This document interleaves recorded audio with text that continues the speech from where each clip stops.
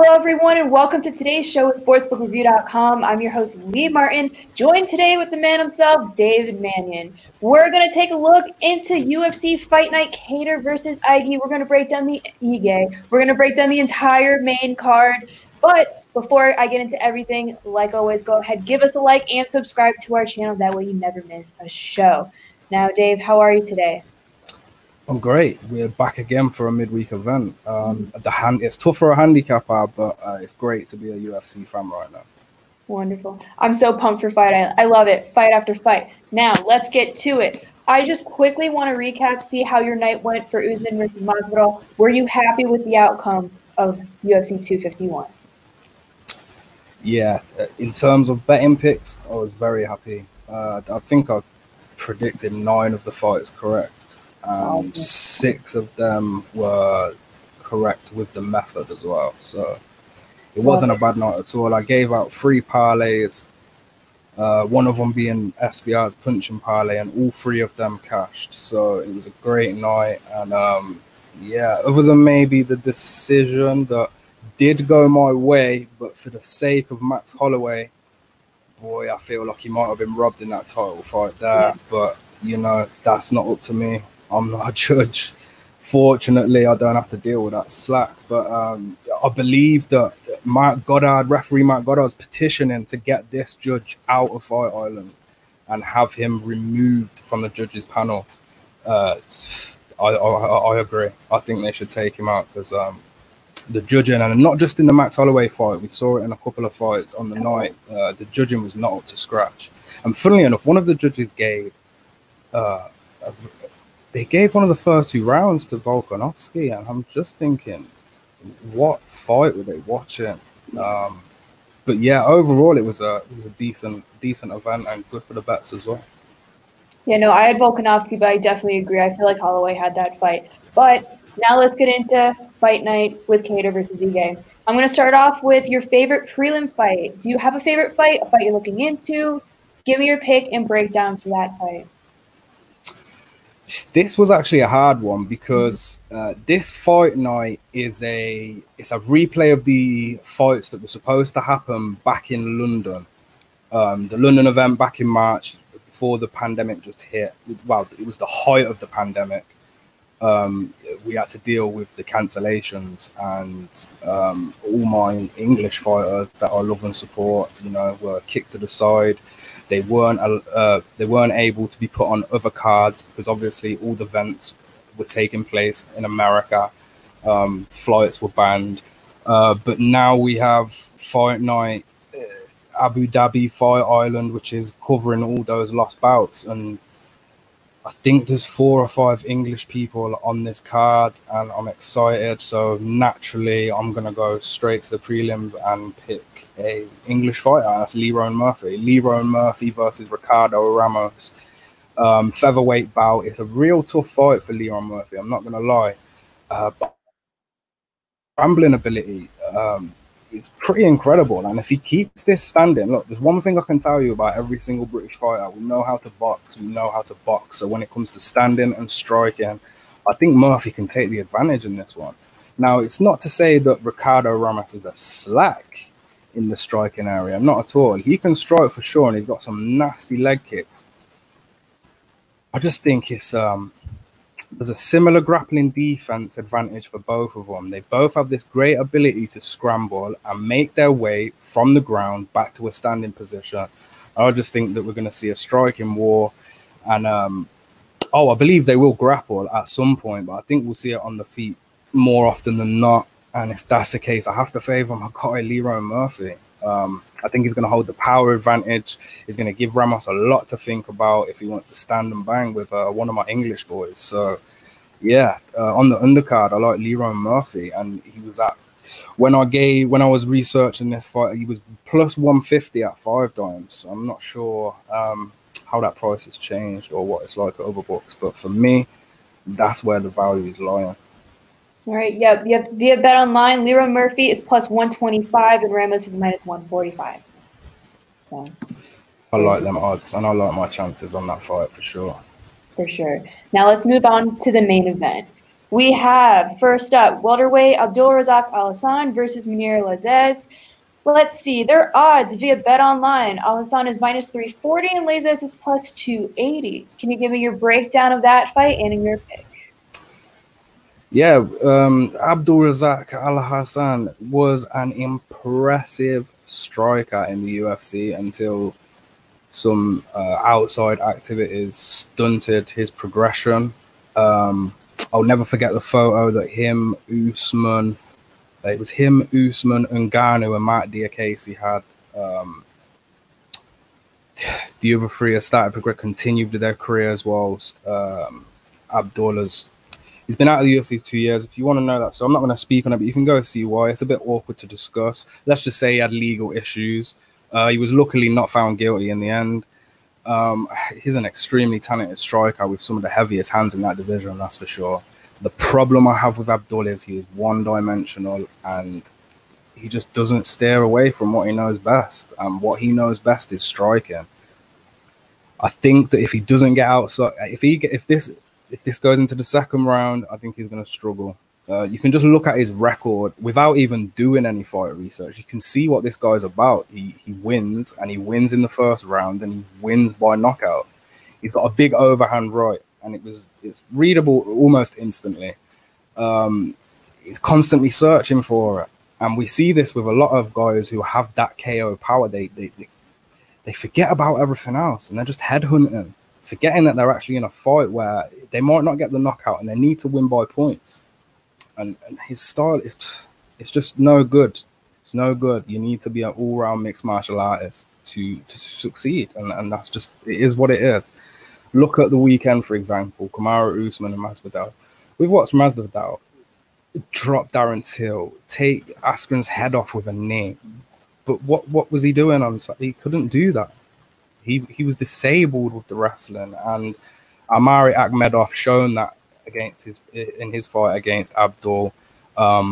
He read that overhand right coming, and he did take a few. Now the guy's got a solid chin, I will give that to Amari, but it was the wrestling that got him that split decision win. And Abdul's first loss came against a guy who wanted to initiate a grappling tactic. So it leaves him in a position now. We've got a debuting fighter in Mounir Lazzez. He trains out of Team Nalgara in Dubai, which is a team that you don't hear about too much, but they're serious. And he does train in Dubai. He is going to be acclimatized to living in this area. So there's one advantage I can give to Lazzez already. He's got a 9-1 record, and he is a KO artist himself, much like Abdul. And he's being highly disrespected, obviously.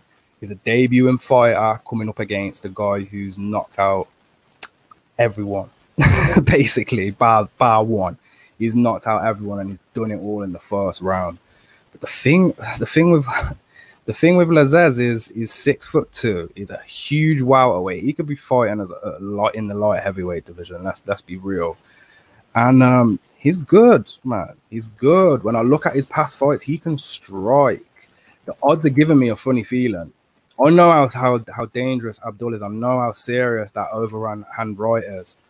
But it's just that Akhmedov fight. He was just constantly searching for it. And that's not the type of game plan where I want to put my money behind. I mean, if he was fighting someone maybe, with less of a decent record than Lazzez, and, maybe a chinny opponent, or just maybe even a smaller opponent, I'd have more faith. And also I'd have more faith if the odds were a bit smaller, and, a bit more fair. We're looking into the 300s right now on Abdul. We haven't seen him in 2 years. And, he's fighting a guy here who I just really don't understand why they're valuing him this low. Lazzez is great at distance, keeping his head movements there, and he's the big guy in this fight. He's got one loss on his record, and if you dig into that, Aldarov, how he is not in the UFC right now, I do not know. This guy is a Russian who's beat everyone, and this is not no Russian who's beat a bunch of bums and has a padded record. If you go and look at Aldarov's record, he is beating guys with them 10-0, 11-1 records. These dangerous Russians that we see. He's beaten them, and his only loss Aldaroff. I'm going on about him a bit too much. His only losses to Khabib. So that says it all. And that's the only guy that Lazzez has lost to. So yeah, it's definitely a bit funny, this one. I'm not too sure if I'm gonna pull the trigger and bet it, but right now the value for me is with the team now Gara Dubai debut in Mounir Lazzez. I'm not sure if I'm pronouncing this right. Hopefully I'm not butchering his name, but yeah. No, you're doing pretty good with the name. All right, if you want to get in on this fight via Bet Online, Abdul Razak Alhassan is -340 and Mounir Lazzez is +280. Now let's move on to the next fight. We have women's flyweight, Molly McCann versus Taila Santos. Via Bet Online, McCann is -115 and Santos is -105. Now, can you break down that fight and give me your top pick? Oh, I can. Meatball. She's English. That's it. Look, no disrespect to Taila Santos. I haven't got much to say about her. She seems super impressive. She fights at Ashton Fight Team in Brazil. She's got some good heads around her, that's for sure. But when I look at her, she's not offering all that much. Now, as I was just talking about the Russian and how he doesn't have a padded record, Taila Santos does. Her record reminds me of a boxing style record where they've been handpicking her fights, because you go check what she did on the regional scene and she's 15-1-0 for a reason. She has 15 wins because she's fought a bunch of girls that are probably now, I don't know, doing hairdressing or something, because she has not fought anyone with any recognition whatsoever, other than her debut fight in the UFC against Barella, which she lost. She lost against Barella. She was outclassed by Barella. I'm just not seeing much from this girl. She attempted a rear naked choke. It looked like she just gassed herself out, and she didn't really have much left for the fight. She was taken down at will, and against someone with the aggression, Molly McCann, boy, I don't think it's gonna fare well for Taila. And look, the betting public, they do make me smile. They make me laugh, because Molly was -300 and she's now -105. I don't know what you lot are smoking, but share that, because I don't know how that line has gone from 300 to 105. Like, damn, just damn. If you've took Taila anywhere in that hundreds region, -200, -300, God bless you, because you've been ripped off. That is the biggest rip-off price this year. I don't even care if Taila wins this fight. That price, the price is, they're all over the place anyway. But yeah, both girls, they're former champions in their respective countries. Molly has one thing, and that is heart and determination. She's such a brawler. And she's got a legit record. There's no padding in Molly's record. I think they've both got, they're both pretty good jiu-jitsu. I think they're both blue belts.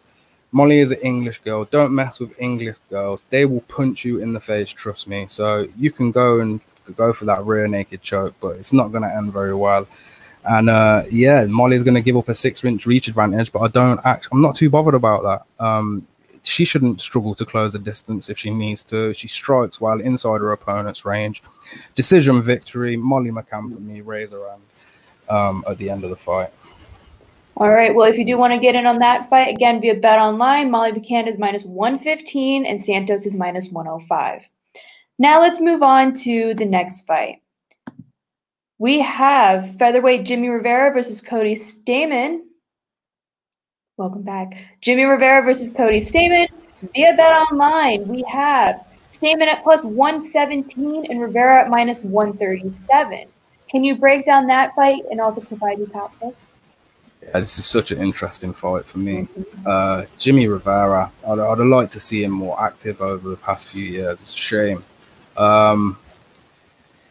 I'd usually like to go check. One of the first things I do when I'm handicapping these fights, I'll go see what everyone's been up to. So I check their social media, see what they give out, Facebook, Instagram, all that stuff. Rivera doesn't give off much. Not so active on the social media. So I'm not sure what he's been doing for the past year, to be honest. But let's talk about what we do know. He's a legend. He's fought the higher level of competition out of the two guys, that's for sure. He trains with the like of Julio Arce, Tiger Schulman, an up-and-coming beast, and Shane Burgos as well. Last time we saw him, he was on the right side of 30.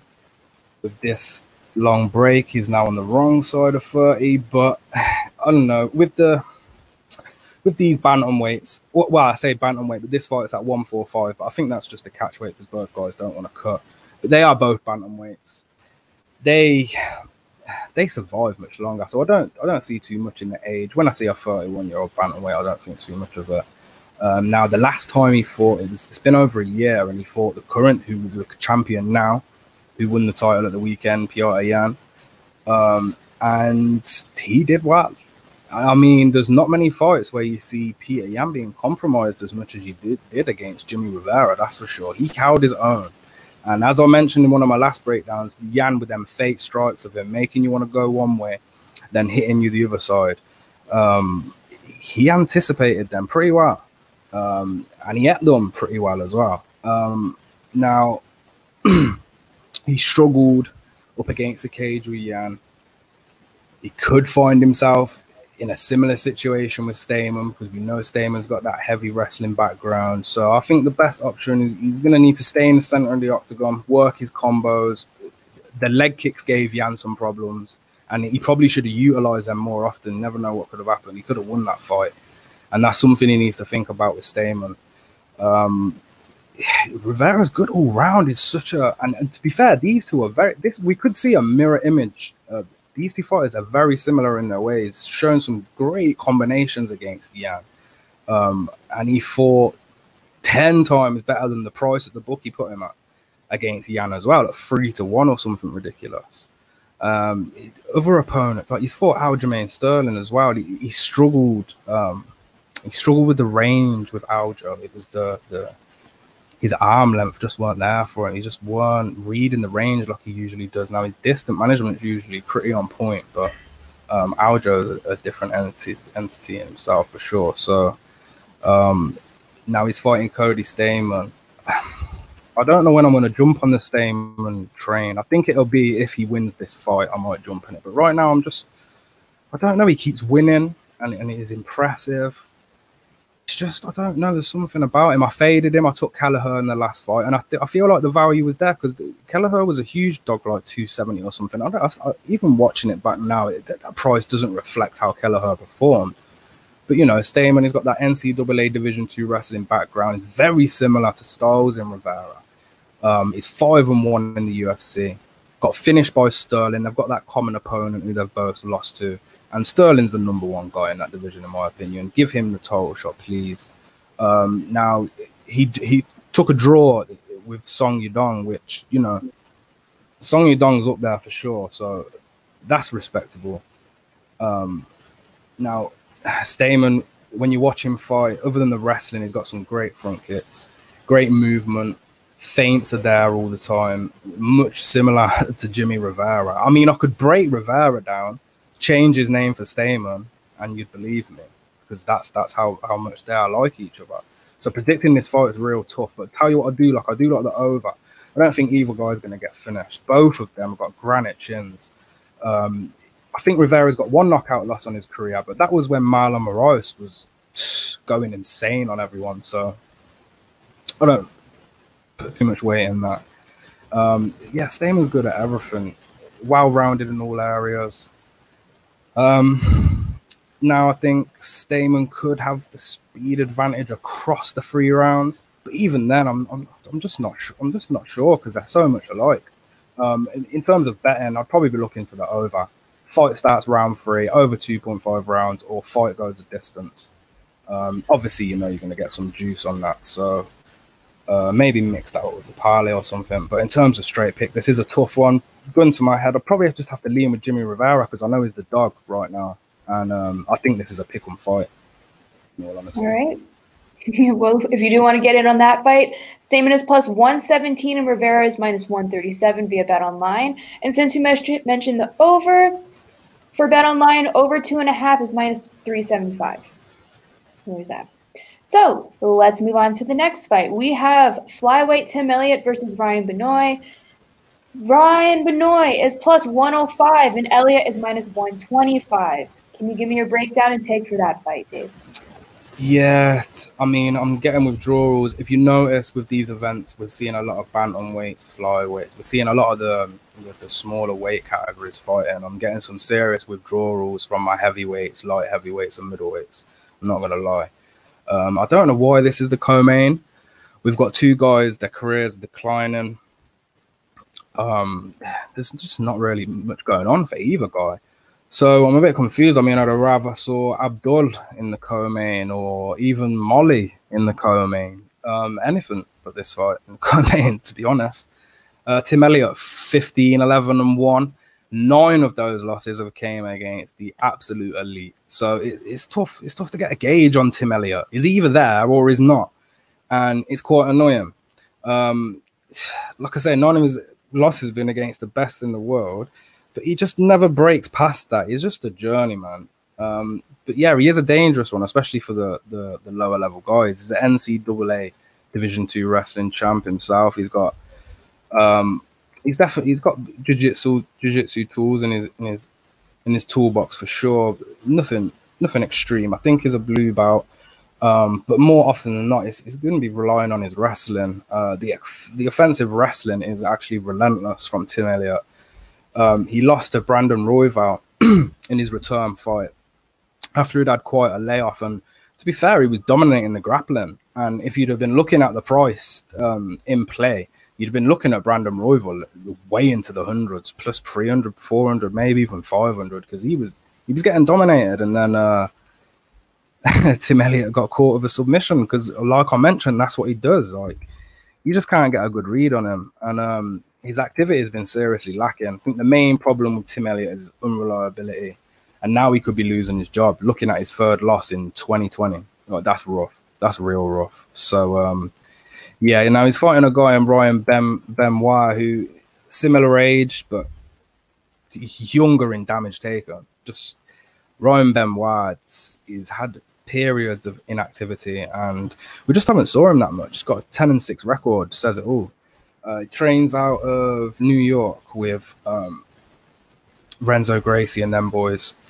He is also a guy who has a record where he has fought the best of the best. He really has.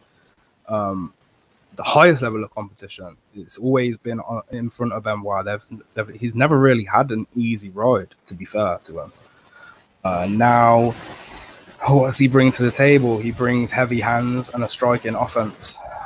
I'm not sure if that's going to be enough for 3 rounds with Elliott and his super spam takedowns, but at the same time, Ryan could drop Tim Elliott. He can knock him out. I just can't put my faith into either fighter in this one. Much like the last fight we broke down, I think this is an overplay. I think this has a great chance of hitting the scorecards. In fact, I'm contradicting myself from what I just said. It probably is going to hit the scorecards, and if it does hit the scorecards, I see Tim Elliott winning. I'm not sure Ryan Benoit is going to be able to point fight the smart yet finishable Tim Elliott. So yeah, I'll keep it at that. I'm not really too sure. But it shouldn't even be the co-main anyway. It's getting too much attention for my liking. All right. Well, if we want to get in on that, Elliot is -125 and Benoit is +105. And since you mentioned the over, again, over 2.5 rounds is -165. Now let's head on over to the main event. We have Calvin Kattar versus Dan Ige via BetOnline. Kattar is -307 and Ige is +257. What do you think about those odds? Can you give me your breakdown and pick for that fight? Yeah, I think, look, the odds are where they are. It's the public. The public have been savage recently. There's no sports, so every bettor on the planet can pay attention to the UFC lines and get their bets in early and just take the price from us. Dan Ige probably shouldn't be disrespected that much, but at the same time, he's fighting, in my opinion, you know, one of the best strikers in this division. Dan Ige is ranked 10th right now. He's taking his 3rd fight of 2020. He trains out of Extreme Couture in Vegas. They've had a lot of guys fight him recently, so I know they've had no problem with their camps. I also know that Aaron Pico from Bellator has been training. He's heavily involved with Dan Ige's camp. Now, if you know anything about Aaron Pico, you know he's an incredible freestyle wrestler, former freestyle wrestling champion. So maybe that gives us, you know, a little look at Ige's blueprint for this one, and you can't blame him, because you don't want to. He's not going to want to stand and strike with Calvin Kattar for 5 rounds, because you know what's going to happen across that 25 minutes. He's probably going to get himself knocked out. So I think he really does have to rely on his wrestling in this one. So he's got Pico. He's also got Joe B as well, Joseph Benavidez, who's got his fight next week. He'll be involved in Ige's camp. Greg Jackson was there as well. He's floating around camp too. I'm not really too sure on how much of his involvement, in, if any, in Ige's camp, but I saw him there with Ige's longtime coach, Eric Nixak. So Ige's definitely got the camp there. He's got great experience in jiu-jitsu. He's a black belt in jiu-jitsu, and when you got a black belt and a wrestling base, it can be perfect. It can be a perfect combination. He's trained with Khabib, trained with Gaethje, some monsters in that gym for sure. And his fighting style, he's been lucky. I think he's definitely been lucky. Julio Arce handed Ige his first and only loss, but we have to note Arce is a Golden Gloves boxer and former kickboxer, so we know that a dangerous striker is the way that Ige is going to lose. His problem is he went for that wrestling. He attempted, I think it was between 10 or 12 takedowns against Arce, and he just, that's that type of level. You need a serious gas tank to follow that. You need the cardio to follow that, and it just didn't seem like he had it. Arce found perfect range, perfect rhythm in that second round, and that's what cost him the fight. But since that, he's had 7 wins, won them all, and yeah, a few of them were close contests with ends in split decisions. So he has been lucky. Now, the split decision against Mizrad Bektik was down to the timing and speed of Ige's boxing. Now, you having them problems against Calvin Kattar, it's not going to be a good night for you. Now, the evolution of his striking has certainly evolved since that first loss, and I'm going to point everything. Look at his feet. Look at his feet. Look at the footwork. Incredible. But gets done when he forgets about his footwork. Most notable wins, I'd say probably Edson Barboza for sure. Now that could have been one of them split decisions which could have gone the other way. Edson, it was his first time cutting to featherweight, and he just came off the back of Khabib, Fowler, Kevin Lee, and Gaethje. So, I mean, Edson Barboza was put to work before he faced, a fresh Ige. Now, I'm not going to steal that win away from him, because, look, he still defeated a highly experienced UFC vet, but it was only a split decision, and probably should have gone to Barboza for the damage. You go read the UFC rules. If the strikes are pretty even, you have to go to the damage, and the damage was Barboza, in my opinion, but that's whatever. Yeah, Ige is going to have to wrestle this one, I'm afraid. We're going to see the same Ige fought Julio Arce. He's going to have to spam them takedowns, but the question remains, will Kattar have enough to keep it standing? We're only going to see. The price is just not there, though. It's just not there. Now, Kattar, much like Ige, he has brought in someone for this camp. He's brought in Nathan Levy. Has been a big part of his training camp. And then, the regulars, James Krause, Rob Font. And if you listen to me at all, even following me for long periods of time, you know how I feel about James Krause. I think he's great, one of the most underrated coaches out there. And Kattar versus Ige, huge difference is the superior opposition that Kattar has faced in comparison to Ige. Now, if we find ourselves in boxing range at this fight, how are we going to go against Kattar? We can't do that. Kattar versus Zabit Magomedsharipov, in my humble opinion, was a fight between the two best strikers in the featherweight division. That's a huge statement, because we've got Josh Emmett, Shane Burgos, Yair Rodriguez, the Korean Zombie. I even think Max and Volkanovski would fall victim to the striking of Kattar. So, yeah, take it how you will. I can see the title around Kattar and Zabit's waist in the future, that's for sure. So I'll try to look at where Kattar's problems. He's had some problems with leg kicks. Renato Moicano was giving him some problems with the leg kicks. If the wrestling fails for Ige, then that might be the tactic for him. break down Kattar's boxing offense, just get rid of them legs.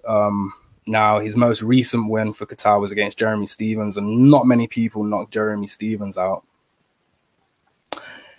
Kattar became one of them people, and it's not easy to do at all.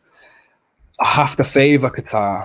I just don't like the odds. So, what did you say the odds were, Natalie? Minus 307 for Kattar, Ige plus 257. Well, that's what I'm saying. Well, look, that's off the top of my head, that's about 81% implied probability. You're saying here that